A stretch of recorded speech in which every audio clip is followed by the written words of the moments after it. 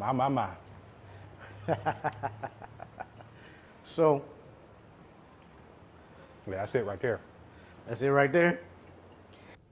What's up, everybody? Keelan Bilal here, pro barber plus barbecue baller, and welcome to my culinary experience series where I'm going to be pulling up to your job site, your backyard, your sporting event, your barber beauty shop, with a meal cooked on site while I interview you in between bites. Let's go.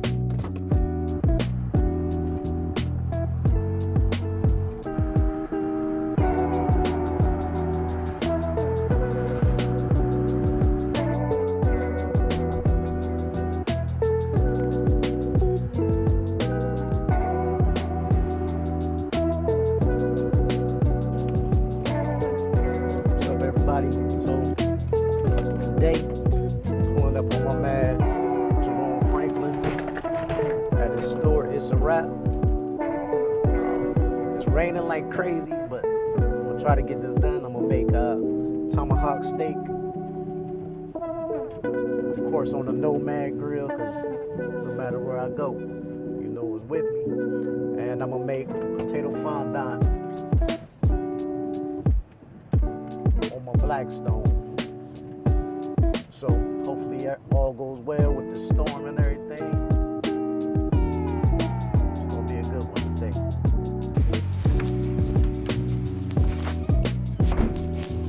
What up, good brother? How you feeling?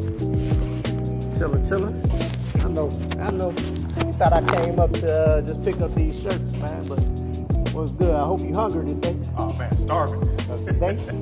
You Yes, sir. You get cooked for. I done pulled up on you. Break bread. I do. I got it. All right, so as we wait on these tomahawk steaks while the fire is getting all ready and stuff, I'm gonna show you. I brought you a little drink mix that I'm gonna make up for you today while we wait. I bought this Weller Reserve, which is it's a hard one to find around here sometimes. Never seen it. Never seen this Never one? seen it. Oh, this is a good one right Okay. here. It ain't really expensive, but the Weller family is really good. So I'm also going to use this as a butter. It's going to be a bourbon brown sugar butter on top of the tomahawk steak. So, Okay. But today I'm going to make you what I call a Mocha Marnier. Yes, sir. So what it is basically, I know you're familiar with the flavor of Tootsie Roll. I do. Yeah, that's used to be one of my favorite candies back in the day. So, Tootsie Roll used to go hard. That's my thinking candy. You know, it take a long time to bite that. With the owl. Yeah, that's my thinking candy. So I'll go ahead and chew that when I got something to think about it heavily. So this is Mr. Black. This just got in the States. That I was just able to find this. It's a beautiful coffee liqueur, like it's like cold brew coffee. So. Okay. Really, you could drink it on its own and it's gonna hold up. But be careful, because I mean, just because it's coffee flavor don't mean it don't got no alcohol in it. Is it good for like a iced coffee? Great for iced coffee. You All pour that in the iced coffee or your Cafe Royale in the morning. Okay. Amazing. So this here is a little Grand Marnier. Okay. Which is why I call it Mocha Marnier. So little Grand Marnier. And a little hand grenade, so you know it's powerful. Well, this is a company called Age de Nord. Okay. So they make this this little carrying case, like a traveling case. So you can take this on the plane. Now, all of it's 3 ounces. You can take whatever alcohol you want, like completely travel free. Yeah, nice. Travel safe. So if the TSA give you a problem, that just mean they want it. That just mean they want it. These cups come from that company too. It's actually a nice build on the cup. Take that, I'm gonna add some ice.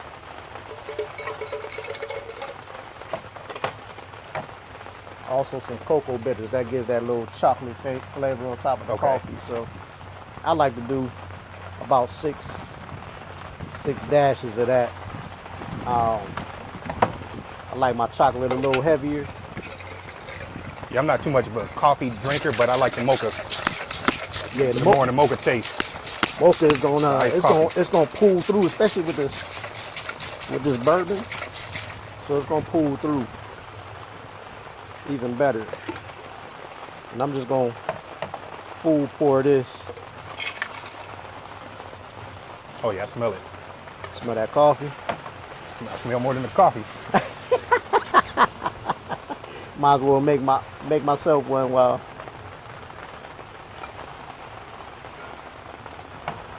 So we can cheers it up, you know what I mean? Yes, sir.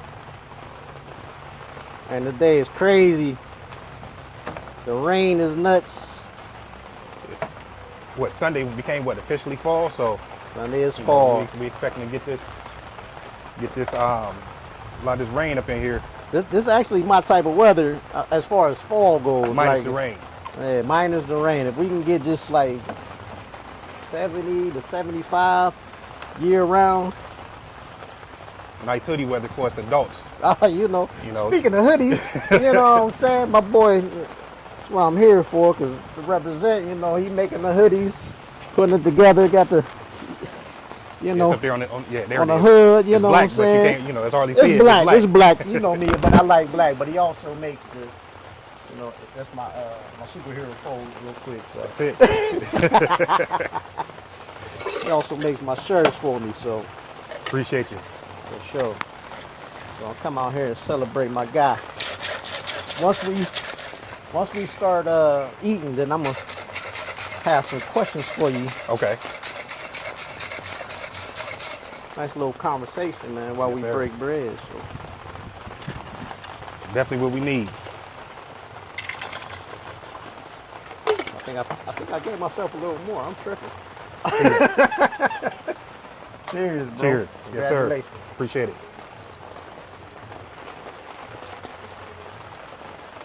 Oh yeah. What's this called again? Mocha Marnier. So it got like the bourbon for sure stands out. The coffee is just a hint, Okay. but you get them chocolate bitters in it. Like I said, I like a little extra chocolate, so I put Okay. about 10 dashes in mine. Yeah, that's good.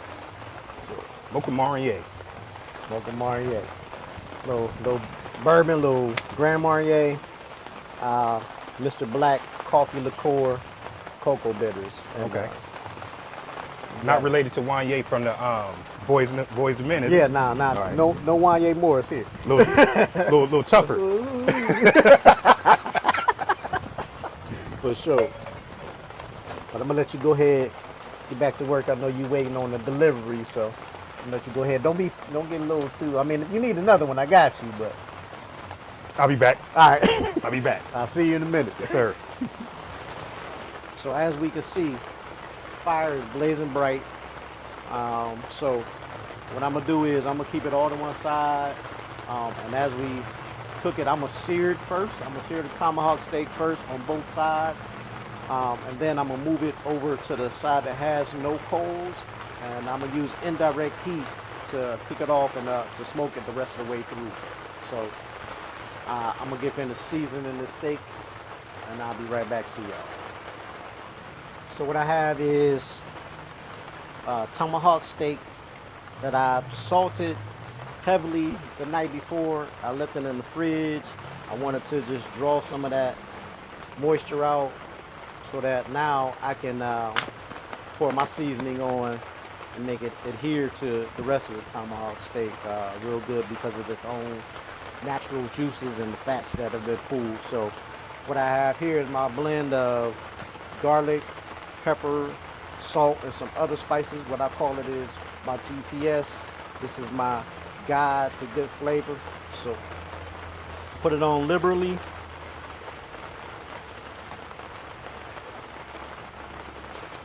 And I want to apply it to all sides.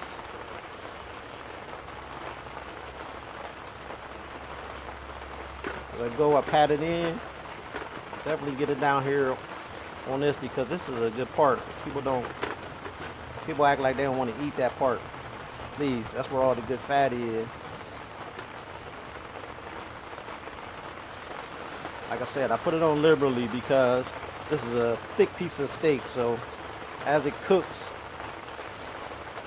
you want it to kind of penetrate that meat. Like I said, I already salted it overnight and pulled some of the fat from it and rendered that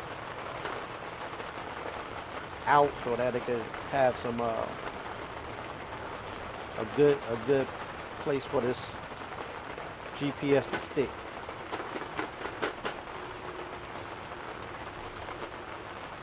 So as that's on there, I'm gonna go ahead and get this grate ready. These coals are looking beautiful.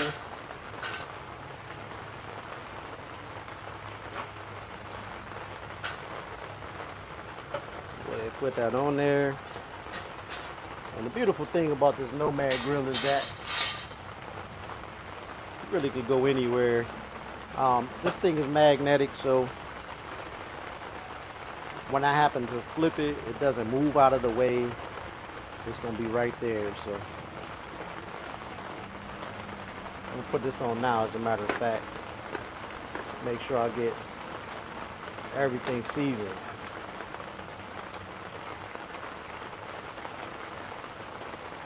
And that's extra, because I might want a little bit of char on it. I put a little bit of melted butter on the top to add to the fat that's already gonna render from it.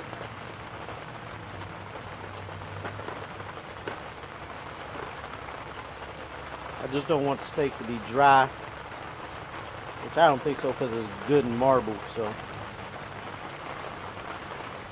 as we go through, you can hear that sear immediately. That's because the coals are blazing. And I'm using Jealous Devil today. It's actually my second time using it. Works pretty well. I mean, when I say red hot, these things are red hot. So you can see that glow the entire time.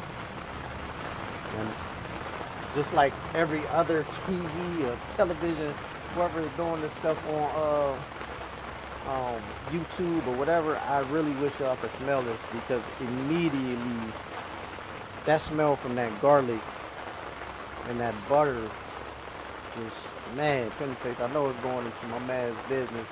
I hope he's smelling it out there. I'm hoping I'm making him hungry as we go, because this is probably gonna take like an hour. So I don't want to make him too hungry, but when he comes back, out, he might get this drink first. He might be looking at this like, wait a minute, I'm ready now. So what I'm gonna do is, though, I'm gonna get this 2 minutes no, 5 minutes on each side. I'm sorry, 5 minutes on each side, just to get a nice sear. And when I say each side, I do mean I'm gonna flip it to the fat side that's on the back and the front. So I'm gonna give it 5 minutes on each one of these sides, and then I'm gonna go ahead and close the lid. While the lid is closed, I'm gonna go ahead and start preparing for this potato fondant, which is an interesting recipe that kind of look like fresh scallops as you go. So it's gonna be good. Something new, something I seen that I wanted to try. It looks delicious, so if it looks delicious, I want to test it out and see that it is delicious. So I'll see y'all in a minute.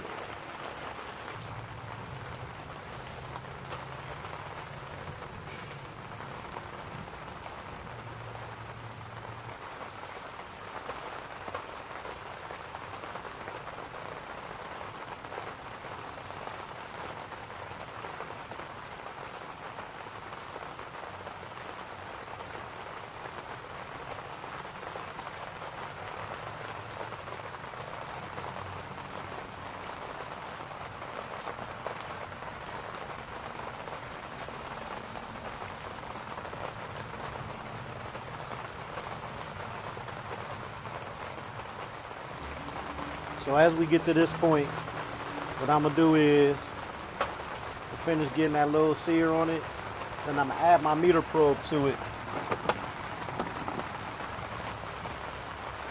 and I'm gonna cook it till, I'm gonna close the lid, and I'm gonna cook it to around 140, somewhere around medium, so that when I come off and let it rest, it gets up a few more temps. We can slice it. I know he likes his around medium, so I'm gonna do that. And in the meantime, while that's all happening, I'm gonna make these potatoes. But they have a cool app for this, so as we go to that point, we're gonna stick it in the fattiest part, thickest part, and I'm gonna put, of course, that bone part on the back. Then I'm gonna close this lid, and we're gonna go ahead and go.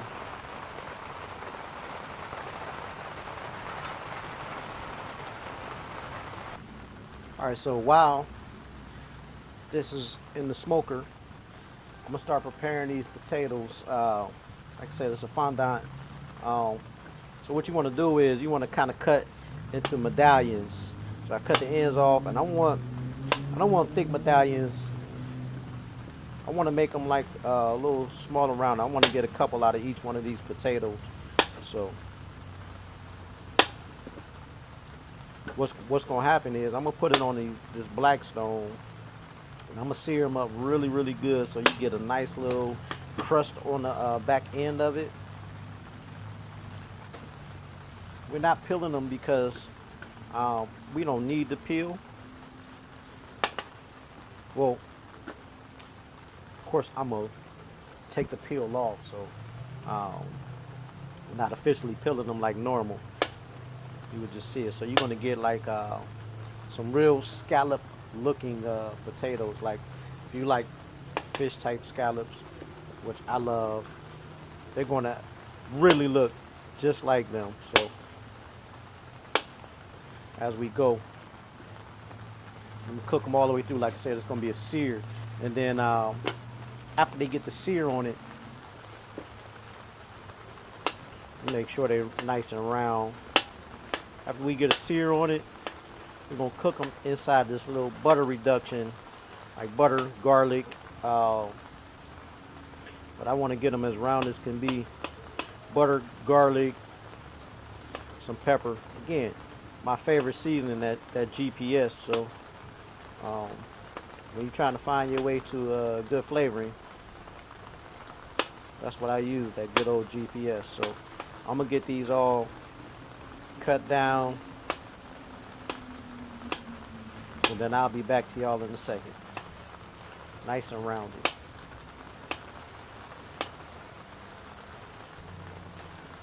So what I decided to do was break out the potato peeler, make it easier, a little less mess, a little less waste, as a matter of fact, as well. So plus you get a chance to really round that little bottom that I like, give it a really cool look. So I got the Blackstone over there heating up,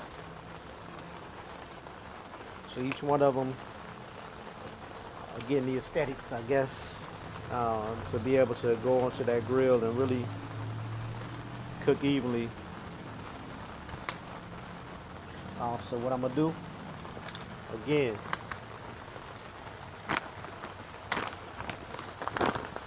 just that GPS.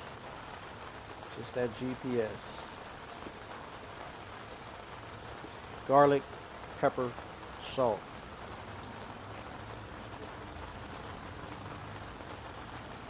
Simple, super simple. Get it ready. Prepared to go over here. I'm gonna add some melted butter to my Blackstone. It's already been preheated, so it's already gonna start searing.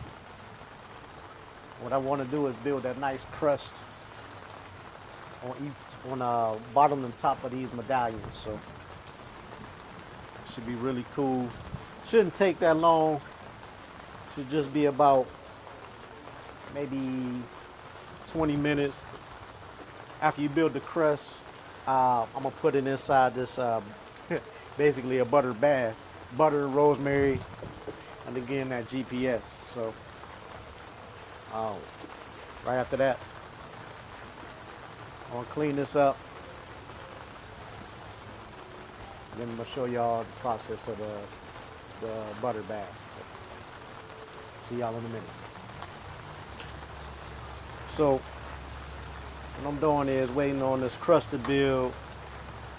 As we go about this, And as we get this crust builder, look at that. That one right there. I'm gonna show y'all the perfect one. This one right here is exactly where we want it to be. It's a little slippery, fella, so I hope I don't drop it. But yes, that is the crust. You can smell that garlic. You can smell all that pepper. The garlic aroma is just crazy. So I want to flip that. Bring them down that aren't quite there just yet. But as we do that, and I move these around, I'm gonna begin to build this butter bath. So grab my butter and I'm gonna put this pan directly on the grill. It's on the Blackstone. It's already ready. It's already warm.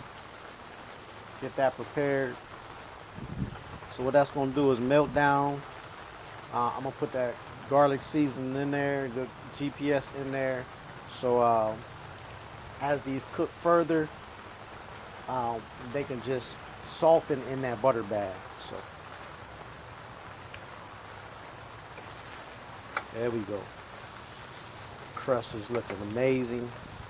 I'm telling y'all, this smell, I don't know how Jerome doing it in there. I'll be staring me down as I'm waiting. Like, is that gonna be done yet? What? This is gonna be butter, that garlic, and I'm gonna put some rosemary in there. It's melting down already. Melting down already, if y'all can see. I'm gonna put some rosemary in there to give that aromatic, plus that the taste of rosemary, potatoes. Just go perfect together. And maybe a little bit of thyme as well.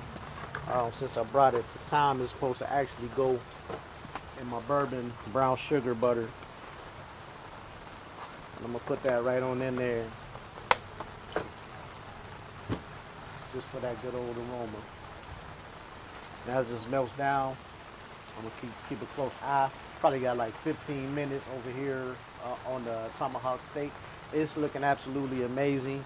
So I'll get back with y'all in a second. So as this crust has formed on these potatoes, butter is melted, nice and browning. Got that good old rosemary in there hanging out. I'm gonna start loading these in the butter bath so that they can soften a little more all the way until we get ready for our tomahawk steak to be finished. These are smelling so amazing. I'm gonna stack them a little bit. Now I don't want them to soften to where they fall apart.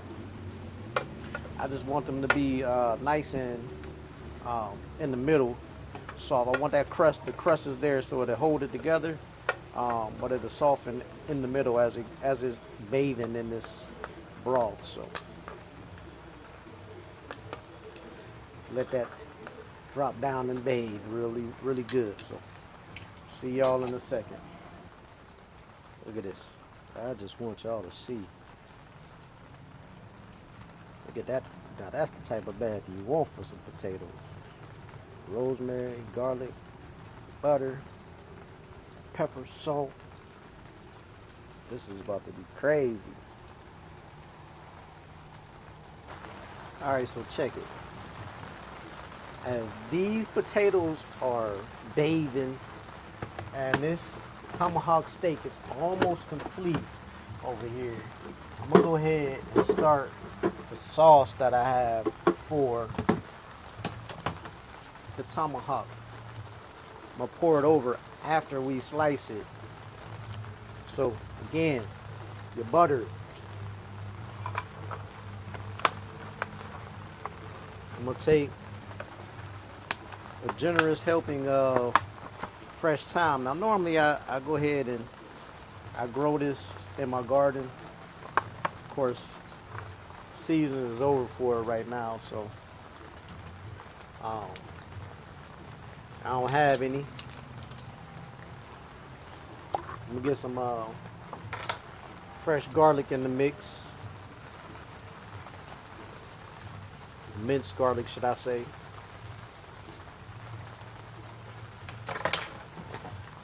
I'm also gonna add that GPS, a little extra, just because.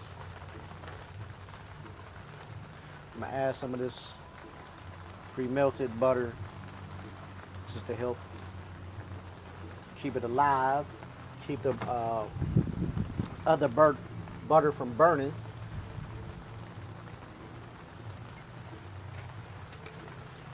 I'm gonna add about 2 ounces of bourbon. Give it a nice little taste.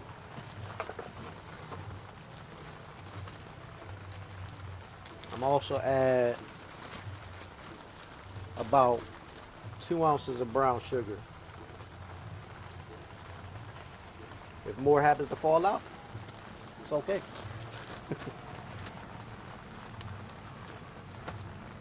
I'm gonna let that go ahead, simmer down, the butter melt down, and get all those aromatics from that thyme. Thyme is a beautiful herb, because it's like a great mix in between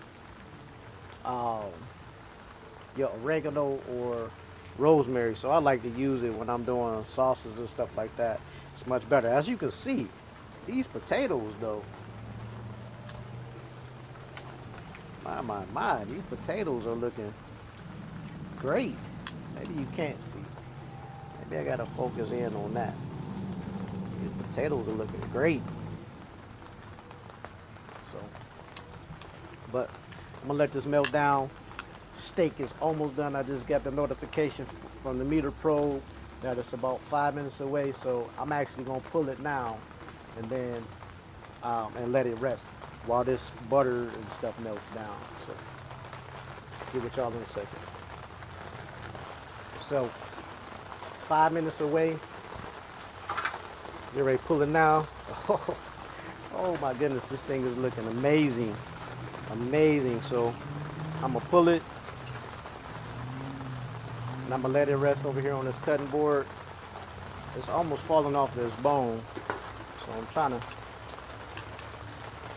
get a good hold of it.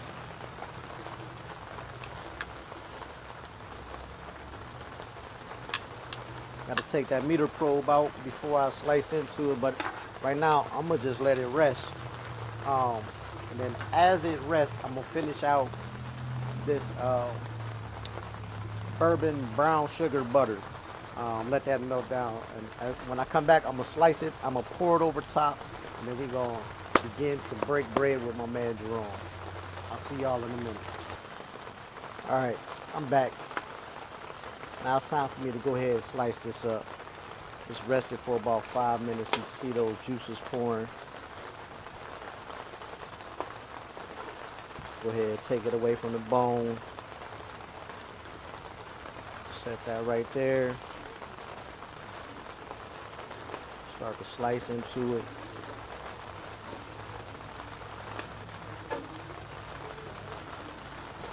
As we go through,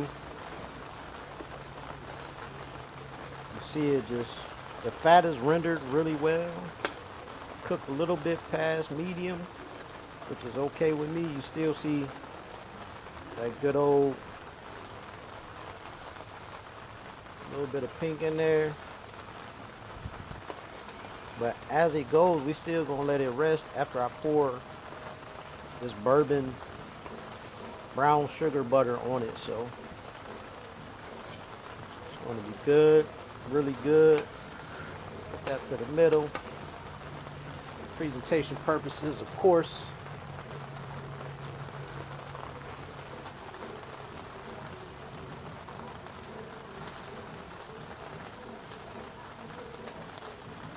Let that just go right there everywhere. A little bit of that thyme right there on top. We getting ready to eat. Potatoes are still looking good. We'll start bringing those over here too.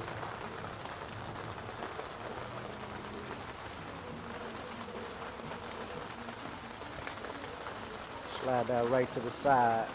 Look how those potatoes are looking, just still bathing in that butter sauce, that butter, rosemary, garlic, little GPS to go with it. Get ready to sit down with my man Jerome. Had this good meal, break bread. I'll see y'all in a second.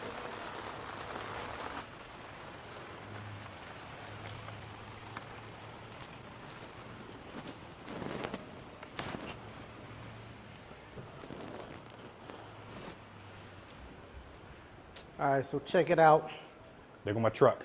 Huh? I said, there go my truck. Oh, the truck comes as we, that's hilarious. As we complete everything and I get everything all set, here comes his delivery. Waiting all day for you. Waiting all day, but it's cool. We still gonna break bread. We'll let him just do his delivery as we come. You need to go handle that? Nah, you should be all right. All right. Well, one thing I want to say, I appreciate you for letting me sneak up on you, come and break bread with you. Appreciate you sneaking up. You know, I had this planned out yesterday, man. It was raining like crazy, Yeah. so I was gonna do it, but then Morning, how you doing? it's not a good day to cook outside. Yeah. It's not a good day, but we got it done. Enjoy. Yes, sir. Appreciate it. I'll see you later. Have a good day. You too. So there's his delivery. Been waiting on to get started, which is a good thing. Deliveries mean you got good Progress. business going Yes, on, we for need sure. progress. For sure.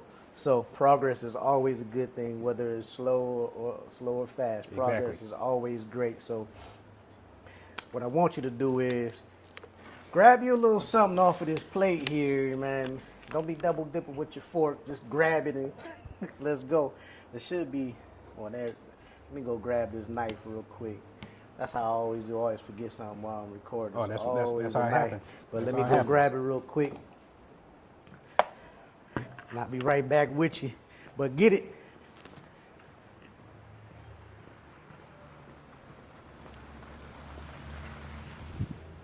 My. So Yeah, that's it right there. that's it right there. The good thing is,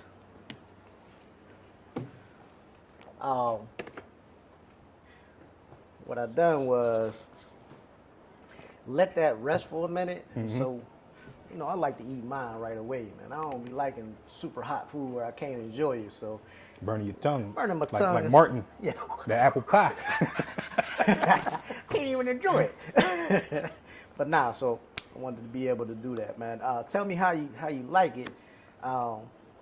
It's a new recipe. I seen this online somewhere, the potato fondant, and I was like, man, I gotta try it. First off, I like scallops. Uh-huh. A lot of people don't like scallops, but I like them, and this kind of reminded me of it. So for those who don't like it, I would probably replace a scallop dish Okay. with this. Like, Okay. So, I'm gonna try it in a minute. I just cut him open and oh yeah, he blazing. yeah, he blazing. He's smoking. So I'm gonna give me a couple slices of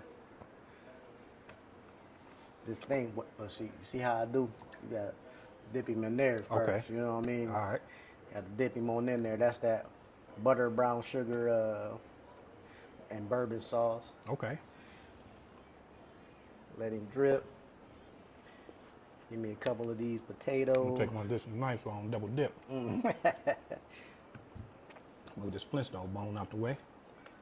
That is that Fred Flintstone. Oh yeah, these falling apart good. So,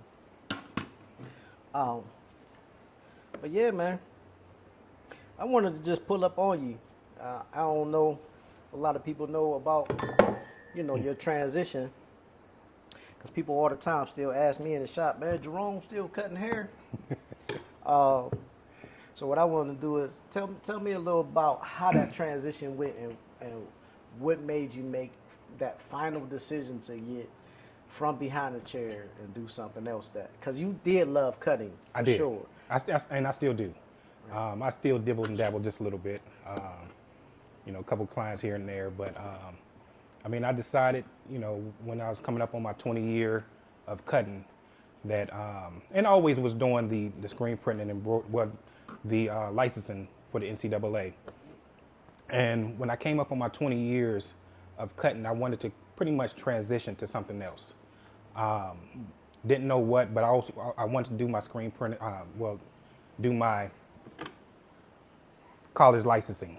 The company that was doing my screen printing and embroidery, he kind of made a joke one day I was down there looking at, how they did the process. He's like, you want to, take over my business. I said, nah. And it got me to thinking, and he told me, he said, well, you can control your own inventory if you do your own, product. And it made sense. And like I said, I was coming up on 20 years and, I wanted to pivot and transition. And when COVID came, it made a lot of the people that I had at my shop want to get their own shop. So, I had a few of them, at first I downgraded to the basement of the Realty Towers downtown purposely to figure out how I wanted to, make that move. I had a lot of people mad at me because I did it, but strategically I did it, on my own will. Yeah. So then when COVID hit, a lot of people wanted to own their own shops and this and that. So I took that as an opportunity for my way out because I felt responsible for keeping the shop open because I had people there working. Right. So I really couldn't do what I wanted to do because I had that pressure on me to keep it open. Not that they wanted me to, but I felt I was obligated to keep it open for them. Yeah. So when I had a couple of the workers, come to me and say, hey, I'm thinking about getting my own, crying, talk about we don't want to leave. And I'm inside, joyful, like, no, go. You don't believe I was keeping it open for you guys. Right. And like I said, it just gave me that opportunity to step out and do my own thing. Like I said, I'm self-motivated. I love being by myself. Because I'm a thinker. So being by myself, just coming up and doing different things, it was just right on time. So, you said you had been cutting for 20 years.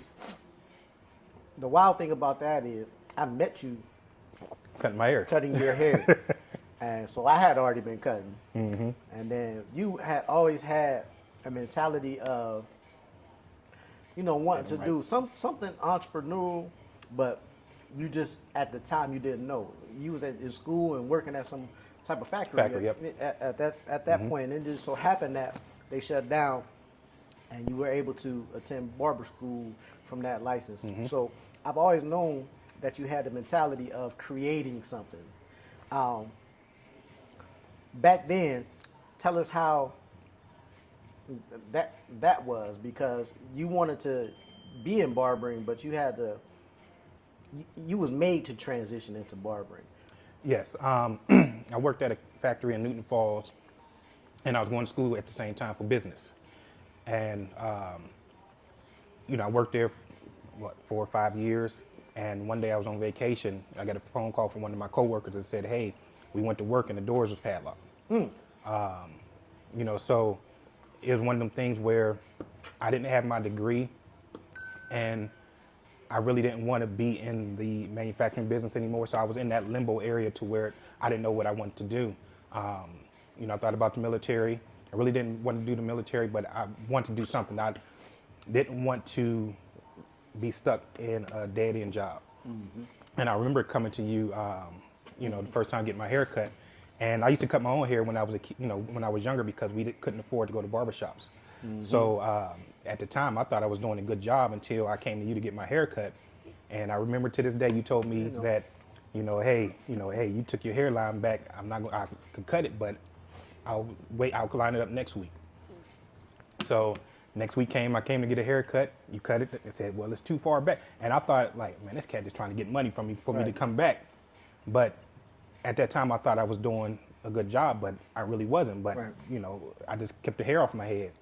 So, I decided, I said, well, one of the guys that I work with, he said, well, hey, there's a place in Warren called PIC, Private Institute Council. They pay for you to get retrained because, way we lost our jobs.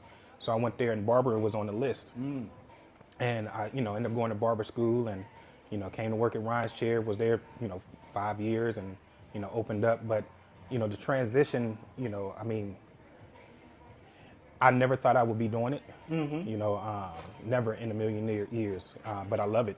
I met, some great people. People that's helping me still along my path of what I'm doing. But yeah, it's at that time I thought by that job closing was the worst thing that can happen. End up being the best thing that can happen. Right. So I encourage anybody, no matter what you're going through, God know what He's doing. So if I would have stayed at that situation where I was, no telling where my life would have become or where I would have been. But being what I'm doing now and being able to create different things, it's definitely rewarding. It has its struggles at times because of, when you're being self-employed and when you're doing things that nobody else have done. It's when we as a kid, when we cut through the backyards or go to different places or go to the store, we had a trail that we followed. Yeah, I like where you're going. And it's easy to follow that trail when it's laid out. But the very first person that made that trail, they twisted their ankle, they got the legs scratched up, they did all that stuff. So all the weeds. Yeah, so when you're going through stuff and when you one of the first to do stuff, you're going to have those twisted ankles and the bumps and bruises and run into a beehive and stuff like that. But once it's laid, that laid a foundation for people that come up after me. Yeah. To follow the same thing that I did and possibly do things better than what I did. So I like one of the gems that you dropped in there. It was about me, so I'm gonna elaborate a little bit. But it's more so telling the next barber, like, just because somebody is cutting their own hair and don't think that they should go to you, doesn't mean that you don't offer them a service or offer them something that can be better for them. Like I didn't take that time to just tell him, like, your hairline ain't grown in yet, just to get him back in the chair. It was actually to build a relationship and to get him to trust what I was doing. And if you can build that relationship and that trust with your client, because that's what happens, they end up being your client forever. Yeah. Like some of them, some barbers would have just went on ahead and lined you up right where you were, and because it probably was crispy. And that's a lesson that I learned from other barbers, older barbers in my lifetime, where you want to fix a problem or tell people that let people know that there is a problem. If they want it fixed, then fix it. And if they don't, then continue to do what they were doing. But at least offer that wisdom and that knowledge, and that's gonna gain you a relationship throughout the years. Like that was 20 years ago. In a relationship built from client to fellow barber to brother. 24 years ago. God, back in 2000. 24 years ago 24 years ago. Yeah. That's crazy. That's wild. Yeah.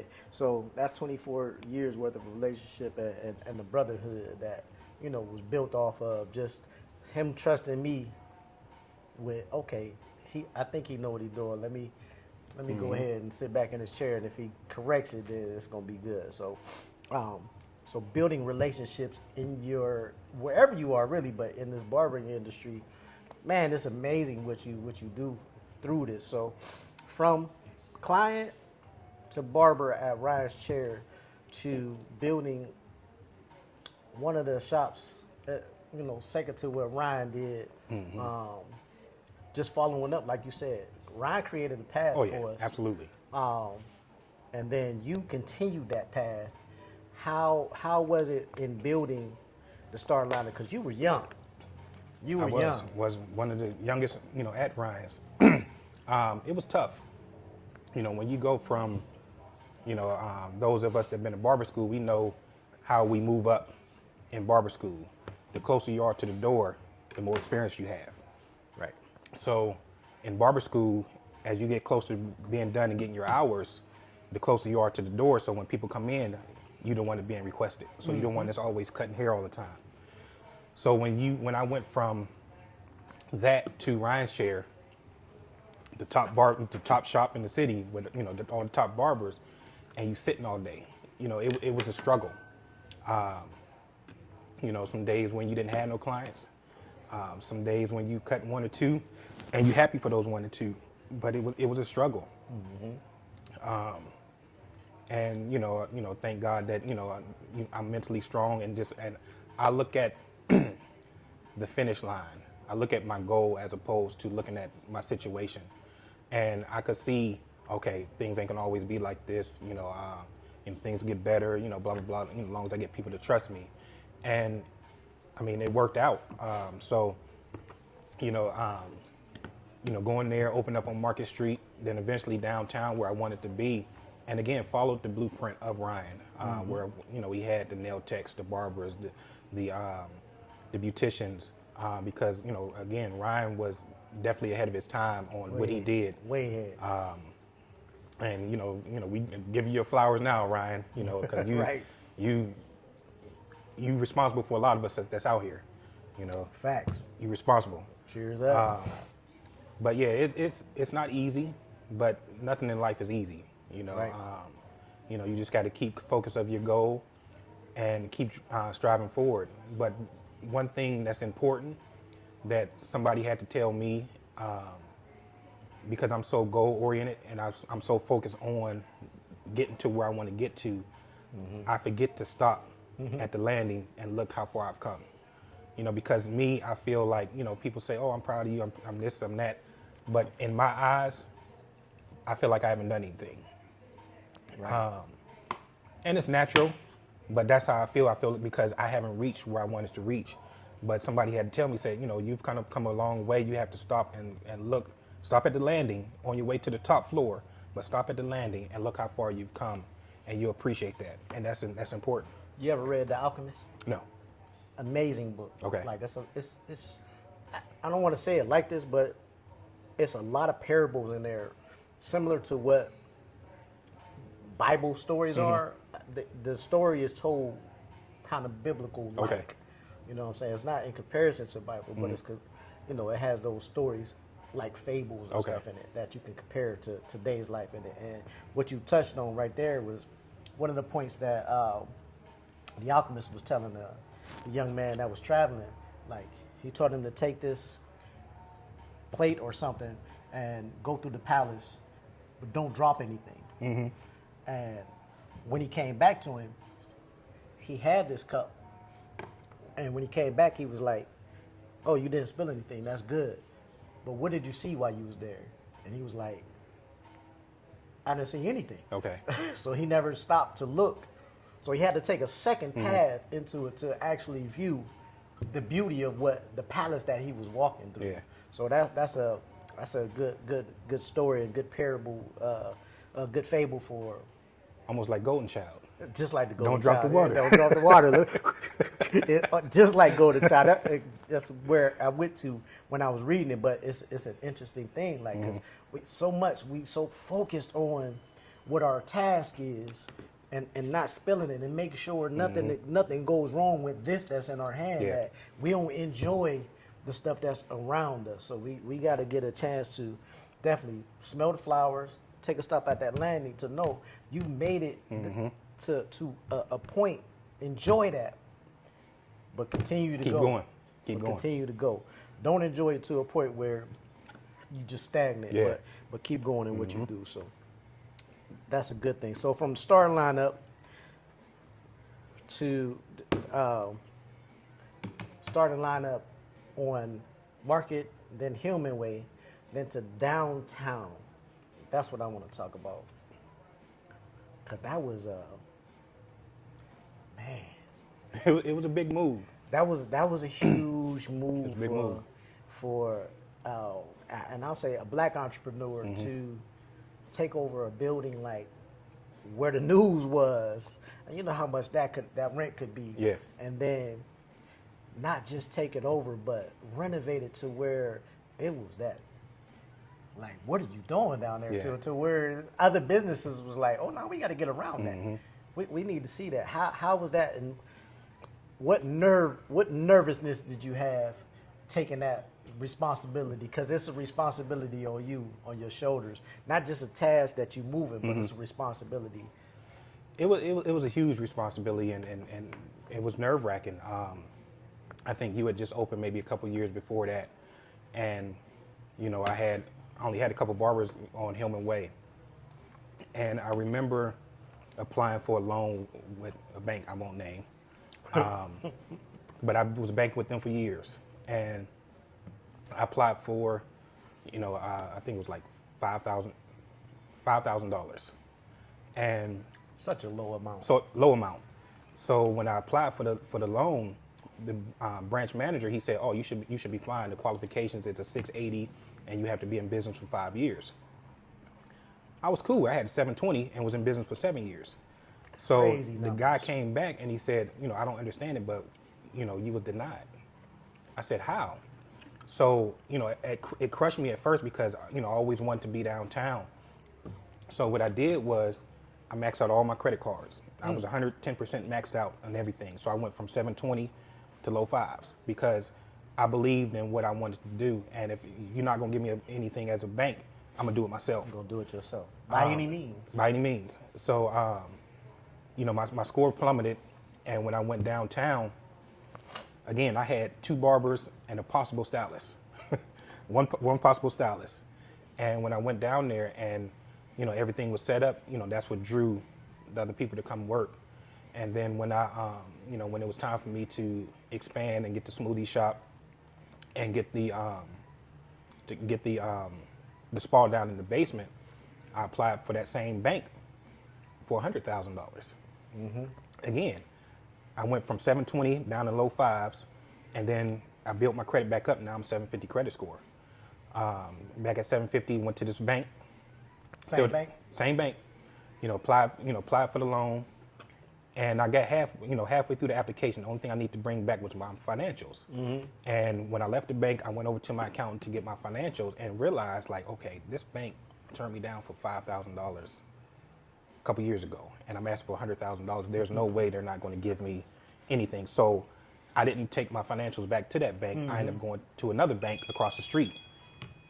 So when I did that, everything was fine, and on the application it said, "Have you ever filed bankrupt?" And I answered yes, because I filed bankruptcy in 1999 when my job closed Right. unexpectedly. Right. So they sent me through all this red tape and all this other stuff to come back and say, "Hey, we're not going to approve the application because you went bankruptcy in 1999 and it's 2018. Again, I'm sitting on a 750 credit score. In the meantime, 2018, when I applied for the other bank, and they turned me down because I filed bankruptcy in 1999, and they wouldn't even known if I wouldn't have put it on the application that I did. But it said, "Have you ever?" Right. It didn't say, "Have you filed bankruptcy between these years?" Yeah. But it said, "Have you ever?" Yes, I did in 1999. That's the only reason they knew. So they turned me down. So again, I'm in the process of trying to figure out where I'm gonna get this money to do this renovation. Next thing you know, the other bank that I applied for on the incomplete application called me.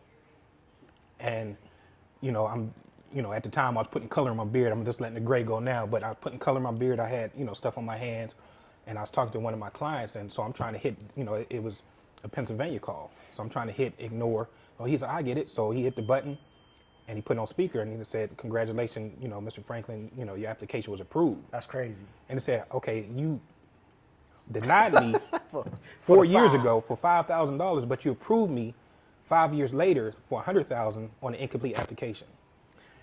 So like I said, it's hurdles and hurdles and obstacles that we go through. But like I said, it was definitely worth it, going through the process. But pause real quick. Because you said this is 2018. 2018. You had been downtown since 2015, 3 years. 3 years. How in the world did you manage? Oh, you said it already. You used your credit cards to get from because Hillman they Way to denied. downtown. So now I'm downtown.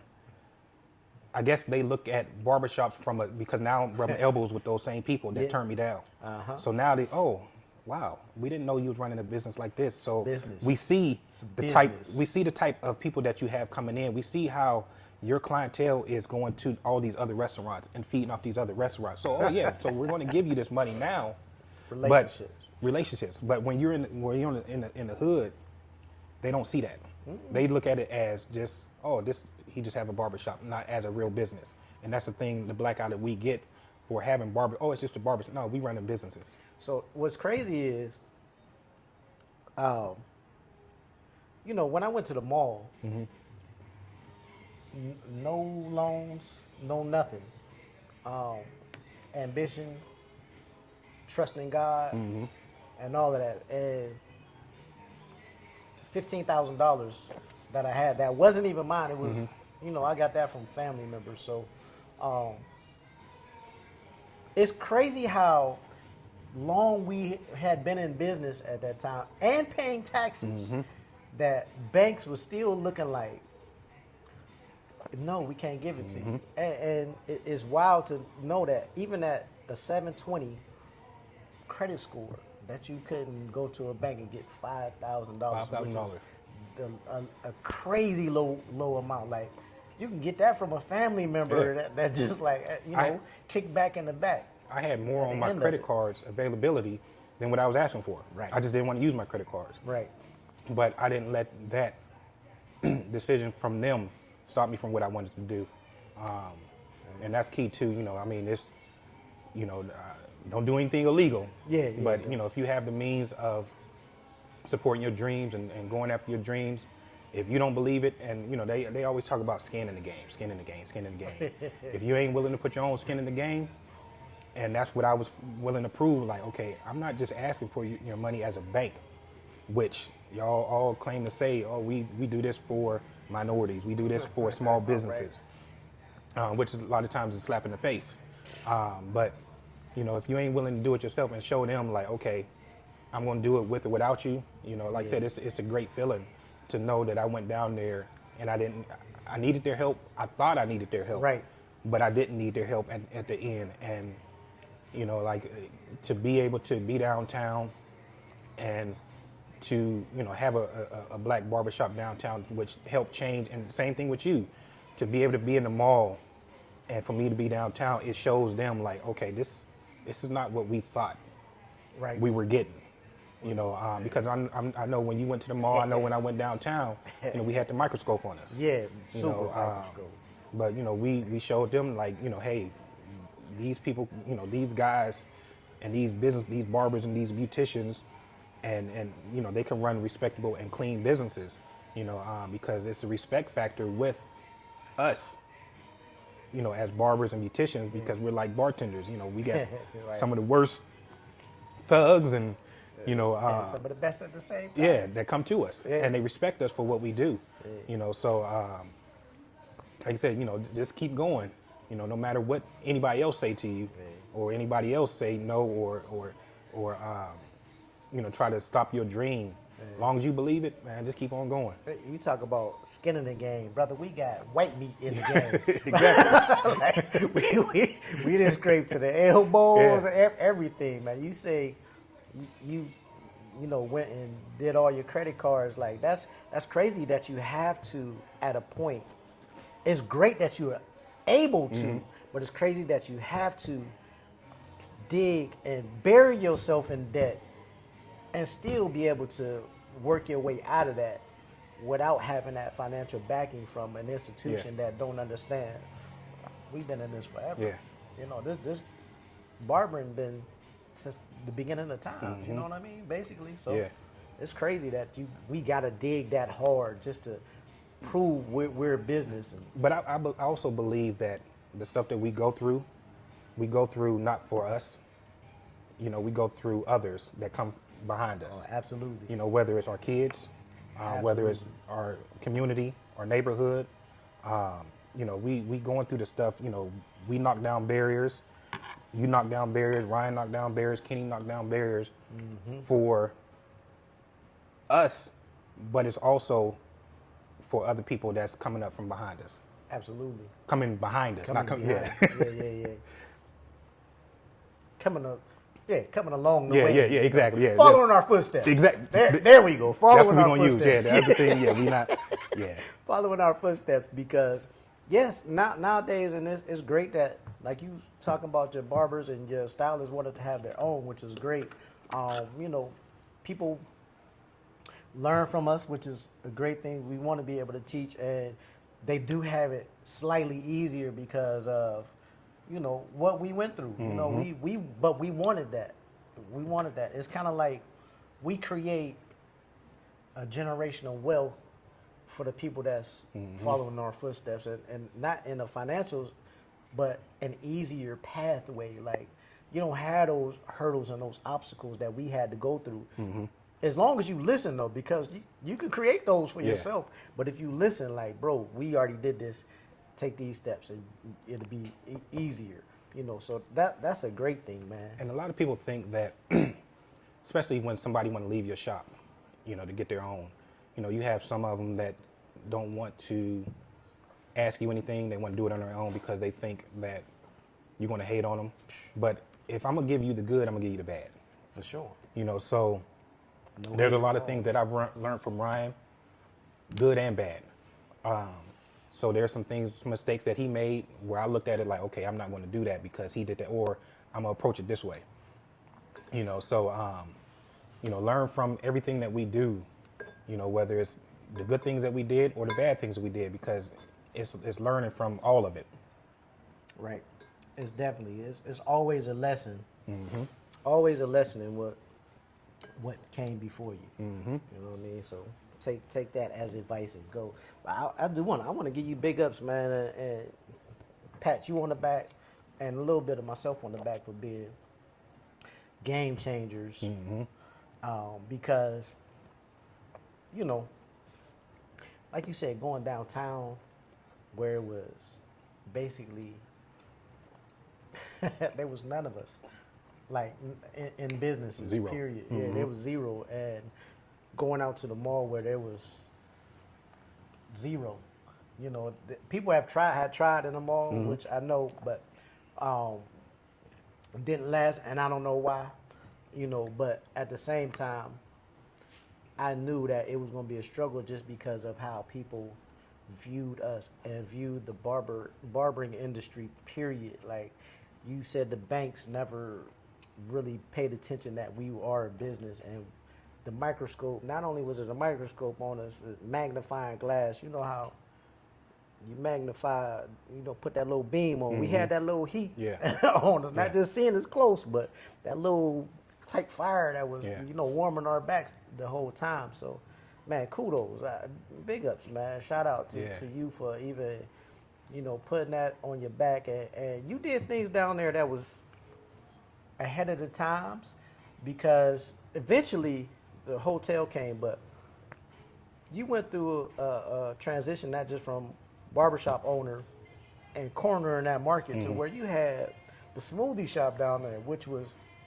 before its time. Before its time, man. It was innovative. Like we had those in the mall, and you were trying to capitalize on what you seen as far as the why being there. Had the hotel thought about coming at the time, or was it just one of those ambitions? The funny thing about the hotel is when not the hotel, but a particular bank, I had signed my lease. And like I said, it's huge because, again, we're signing leases that's not a couple $100s, 3 to 5 year terms. Right. So again, that's pressure knowing, and we stepped out there. But, going back to when I signed downtown, it wasn't even announced that a hotel was coming. And as soon as I signed the lease, I went out to Vegas for a convention. And I got a phone call from management and said, hey, we have a situation. I said, well, what's the situation? They said, well, a bank, they had just announced that the hotel was coming. Like I said, again, I had no idea a hotel was coming, but they had just announced it not too long after I signed. So I get a phone call and said, hey, we have a situation. I said, well, what's the situation? They said, well, a bank is interested in your location. I said, well, what does that mean? They said, well, since you signed the lease, it's up to you to, if you want to let them get it or not. And I said, well, so I came back from vacation. I had a meeting with them, and I said, well, what does that do for me? They said, well, I said, do you increase the rent so high to where I can't afford it, so the bank can get in? They said, oh, no, we're not going to do that. you know, it's, again, still, I felt like, you know, they wanted the bank in there. Because, you know, obviously you could get more out of a bank than a barbershop. For sure. You know, so I told him, I said, well, I'll just keep it is, you know, how it is. I'll, you know, take that chance. And because of that, there was times when I took my rent over there to them. And like I said, that's always handle business anyway. You know, if I have it on the 28th, I'm gonna write you the check on the 28th. You know, I'm not gonna wait till the 1st. So there's times when I took the check over there, Right. and they're looking like, and one of the secretaries said, already? I said, the 1st is like 3 days from now. I'm like, I get it. Why not just give it to you?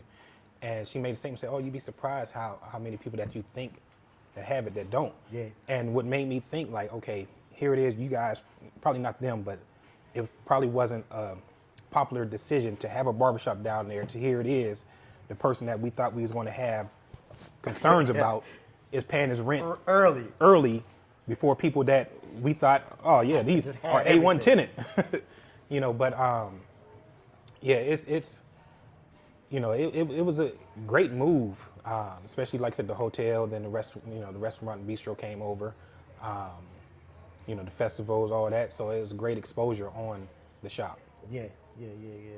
That's a beautiful thing, all the festivals down there. You said, again, I want to piggyback on that because it's hilarious how our mentality is together. And that is probably for 13 years working together. At the mall, it was the same way. Like, I would pay my rent early. Yeah. And they'd be looking like, you serious? Like, you here already?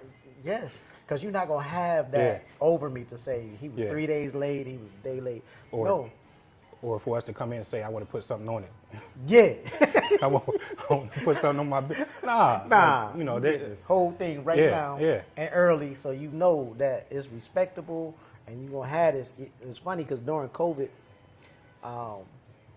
you know, the mall was really, really kind to those who were paying their rent on time, which is crazy because to even hear somebody say, and people ain't paying their rent on time. Yeah. What do you mean? Like, and so they was really good with me, and it was like, it was amazing for me to hear like people ain't paying their rent. Like, are you serious? Like all these, what you mean not paying their rent early? Like it'd be a couple days late, maybe a week late, but for other folks. But I was like, nah, you always have my rent early because I don't want that stigma on me. Because one, we're black, two, we're a barbershop that. Nobody respects as a business. Y'all gonna respect us. Yeah. Y'all gonna respect us. So I took that kind of serious and they respected me for that. And the mall has been beautiful to me. And it's opening the doors for, like, again, what I say, you know, those that come behind us, you know, because, you know, when they sit down and think, do I want to do this again? They're going to think of you. Like, oh, well, we had Excalibur, you know, it was nothing but, you know, positive and great, you know, so I'm gonna get this other, but if you came in and you give your stuff, your check on the 15th and, you know, you had all this rowdiness, oh no, we tried this before, we don't want to do that, you know, so, like I said, it's definitely, you know, good to be able to, you know, open the doors for, you know, again, those that come up from, how do we say it? Those who follow our footsteps. Those who follow our footsteps. There may be something in these drinks. I don't know. I don't like it. I don't know. Is it baby oil or something? Nah, ain't no baby oil. Definitely no baby oil happening. So, we talked about the past and where you came from, where we came from as barbers and everything. But now we're sitting in a facility that you have created, and now you're doing apparel full time. You spoke on having contracts with colleges and on the collegiate level, as well as some fraternities and sororities as well.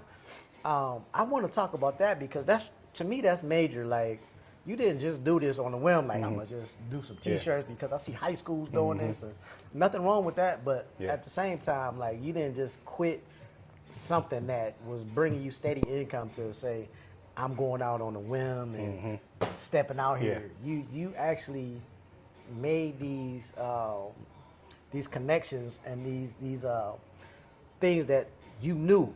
Like, nah, we set out to do it. So you got your embroidery machine here. I'm rocking a shirt that you made for me. Tell me about these college visits though. Like, it's it's great. You know, the energy, Yeah. you know, at those, you know, HBCU games is great. You know, to see your own people, thousands, you know, 50,000 people, and they all look like you in the stands. Yeah. And you have somebody that's 17 years old, 18 years old, coming up to your booth and say, you know, oh, what do you have here? And I'm showing what I have, and to hear them say, oh, okay, well, you know, I'm gonna support you. It was a shock, you know, because it's like, you know, coming from, you know, here, you know, sometimes we feel that we don't get the support that we want, but you know, those who gonna support you is gonna support you, and we need to just concentrate on the ones that do support you and the ones that not, because everybody's not, you know, going Right. to support you. But just going down to those HBCU events and just looking at how our people are, how they move, you know, how they operate, you know, how they represent, and you know, you go somewhere and you in the stadium with 60, 70,000 people and it's no drama, it's all love, and it reminds you of back in the day when, you know, somebody had beef with each other, two groups had beef with each other, and they danced it out. You know, that was the beef. That was the end of it. That was it. You know, and to go to those type of events and you see, you know, the Qs stepping over here, the Alpha stepping, the AKAs, and it's nothing but love. You know, they do their thing, and it's all handshakes and hugs at the end. You know, it's a beautiful thing to be a part, and it's refreshing. You know, to be a part of something like that, to go to something like that, and that's what I wanted. You know, to where, you know, when I thought about doing my licensing, because again, I had a lot of the HBCUs under my license. I wanted to see firsthand how they operate. You know, of course, we've seen the Cosby Show growing up. We've seen a different world growing up. Lovely show. But seeing it firsthand, because, you know, me, I was raised to, college wasn't pushed on me. Graduate high school and get a good job was pushed on me. So I was late and I was behind on HBCUs, and that's something I wish I would have went to when I went to college. But it's anybody have a chance to go to one, to go to a game, to enroll into a HBCU. You know, you see your people, our people, thriving and doing great things. And to me, when I look at stuff like that, it motivates me to do better, because you see how, you know, we out there, you know, we could be head of a company, and, you know, we can run this business, run that business. Black job, yeah, exactly.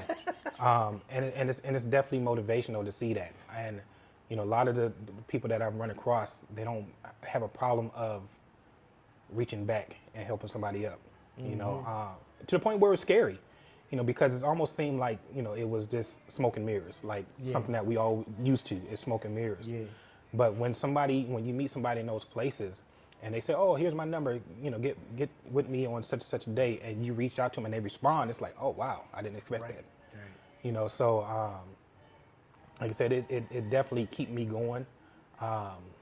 You know, it gets me, you know, out of the rut, and to get me going to different places, because, you know, no matter where you are, you have to get away from your hometown. You know, if you're in Atlanta, you know, go to Carolina somewhere and see how people operate. You know, we in Youngstown, you know, we had to go to these different places and see how other people operate, so we could, you know, so we know there's more out there. Yeah, man. HBCU is it's the joint. I can't lie. It's something to see. My sister used to work for the Orange Bowl, and so they used to come down there. It's amazing to watch that type of stuff, man. And like you said, to see our people just in a whole completely different atmosphere, just thriving and stuff like that. It's man, we should take young men and young women on trips to HBCUs, not just to help, you know, have them attend college, but have them be around that, because it is warming to your soul to see that. You know what I'm saying? When you come from a place like, you don't see the togetherness. Yeah, that is definitely needed. Because when you don't see it, that's how you think everywhere is. Yep. So when you think everywhere is like that, you don't think to change, because it's like, oh, well, this is what it is. But when you see that, you're going to have that one person or the two people or however many people going to look like, wow, I thought this stuff was fairy tale. Yeah. This is how people are doing things. This is how people are living. And, you know, if we could help just a few, you know, get out of that mentality of, you know, just graduate high school and get a good job. You know, that helps a lot, you know, because a lot of times people don't, in the inner city, a lot of people don't, kids, family don't take them on vacation, take them anywhere. So where they were born, that's all they know. Yeah. You know, so it's key to give them a fresh idea, to give them a fresh thought of, wow, it's a whole big world out, because it's a big world out there. Definitely larger than we know. But the crazy part is we're connected to so many people because of what we do that it shrinks it. And so when you make those connections to out of town type of deals, man, it makes the world like so much more comforting. Like, you know, you got a relationship and a friendship somewhere that you can just reach out to in those other big places. So oh yeah, barbering is when somebody can sit in your chair, it's trust. yeah. You know, so when, you know, and I told Cheese, you know, he's a musician, and he said, you know, at the time he's like, oh, I really want to, you know, do my music and stuff like that. And I said, Cheese, I said, you got the best of both worlds. I said, you're a musician and you're good at cutting hair. You're great at cutting hair. I said, these people have people coming at them all the time. Oh man, listen to this, listen to that. And what they're doing, they tossing because they don't have. I said, because you cut hair, great. Those same, just like we look at Michael Jordan, we look at LeBron James, we look at all these people that's great in their field. They're looking for somebody that's great in our field. Yeah, You know, so and I didn't realize that till I went down to Barner Brothers, and I can't remember who it was. It was a rapper. I just walked right past him. He was handing out flyers to a after party, and nobody around him. He just handing out flyers, and I grabbed the flyer and I looked. I said, "Oh, that's such and such." Right. But such and such stylist Right. walked past the flock of people. Yeah. And that's what I told him. I said, you know, because you good at what you do, you have somebody in your chair because they come to you to get a haircut. How easy it for them to say, hey, by the way, I'm a musician too. Yeah. You already have them. Yeah, you have something playing in the background Yeah. already without even knowing. Exactly. So, you know, being a barber, man, it's you know, it's so many, you know, because barbering and beautician and makeup and all that stuff, you know, those people want to look good. Yeah. And if you have the ability to help them look good and, you know, to help sell and build their brand, you know, because that's what we're doing. We're helping their brand. You know, so if we can help their brand, you know, of course they're going to look back at us and say, oh, shoot, man, I trust this dude. I know how this cat operate. You know, I know what kind of clientele he bring in. I know what this and that. You know, I trust him. Let's give him a shot. Yep. So, speaking of brands, It's a Wrap is your new brand. I know you have a few things that you may want to show, but what I want to do is give people where they can find you and how they can get orders in for you. Okay, I'm in on Austintown, 5011 Mahoning Avenue, Youngstown, Ohio, 44515, right by Route 11. You can call me at 330-639-0644. Website is www.itsawrapclothing with a W, ITSAWRAP clothing.com, or you can send me an email at info@itsawrapclothing.com. Sweet. I know I rock the apparel. I'm going to continue to rock the apparel. I know you got some other stuff in store. You know, I was going to show you something like for somebody, but I think I want to wait Okay. for my next one because it's what I'm going to get. Like, and somebody else is getting a summer thing, but I think I want to wait, man. The one I just made the sample of? Yeah, the little puffy joint, Yeah, so I'll hold off on that before I ship that, send that out. Yeah, But hold like I off said, on this is that. one of the ones I did. Suddenly God has made a way. Isaiah 48:3. Yeah. And I believe that. No matter what you're going through, it's suddenly. That word suddenly. Yeah. You could be going through hell for 6 months, but just know that at an instant things could change and turn around. Just like we could get 1,000 no's with the banks that I receive, but all it takes is one yes that'll turn your life around. But I have, and like I said, I'll hold the one off to the side because, you know. It's dope. And I want to, somebody, even though somebody else has the idea of Well, that's not nobody. I did that as a sample. Oh, that's a sample? That's a sample. That's just a. That's Oh, just a, snap. So, yeah. So, you know, I do the rhinestones. I do the, you know, the screen printing and embroidery. Yeah, that's fine. This is for A&T right here. You know, this is another one for A&T. That's fire. You know, I did some for, you know, I'm an Eagle fan, but, you know, for some, But you gotta rep that black and some gold. Pittsburgh folk out there. Gotta rep that black and gold for sure. So, and then like I said, I have something that's over here that's heat, but you know, Yeah. I don't want to show I them yet. appreciate that. I You thought, know, I thought so- that was somebody else, but yeah, once I rock it, y'all gonna see it. Oh, yeah. Y'all gonna see it, cause I wear my apparel all the time. I'm always representing Excalibur. So, And we have to always, you know, rep our brand, rep our company. Yeah. You know, we put on, you know, everybody's clothes and represent them, but you know, we have to represent our own company. You know, so if we could put on, you know, Nike outfits and, you know, Right. all these designer stuff.